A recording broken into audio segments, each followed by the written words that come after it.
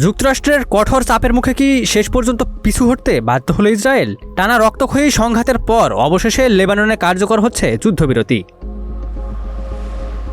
আন্তর্জাতিক গণমাধ্যমগুলো জানিয়েছে, যুক্তরাষ্ট্র, কাতার এবং ইরানের মধ্যস্থতায় ইসরায়েল ও হিজবুল্লাহ যুদ্ধবিরতিতে সম্মত হয়েছে। স্থানীয় সময় শুক্রবার বিকেল 4টা থেকে এই যুদ্ধবিরতি কার্যকর হয়েছে। তবে সমঝোতার ঠিক আগ মুহূর্ত পর্যন্ত থামেনি হামলা। বৃহস্পতিবার রাতভর লেবাননের বিভিন্ন এলাকায় ইসরায়েলি হামলায় অন্তত 18 জন নিহত হন। অন্যদিকে হিজবুল্লাহর সঙ্গে সংঘর্ষে নিহত হয়েছেন ইসরায়েলের 4 জন সেনা।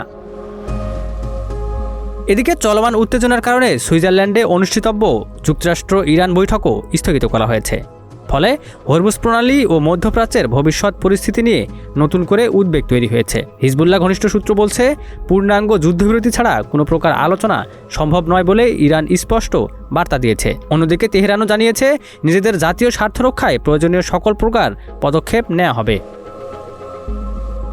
লেবাননের এই যুদ্ধবিরতি কার্যকর হলেও পরিস্থিতি এখনও পুরোপুরি স্বাভাবিক হয়নি। প্রশ্ন উঠছে, এটি কি মধ্যপ্রাচ্যের স্থায়ী কোনো শান্তির সূচনা নাকি সাময়িক কোনো বিরতি মাত্র?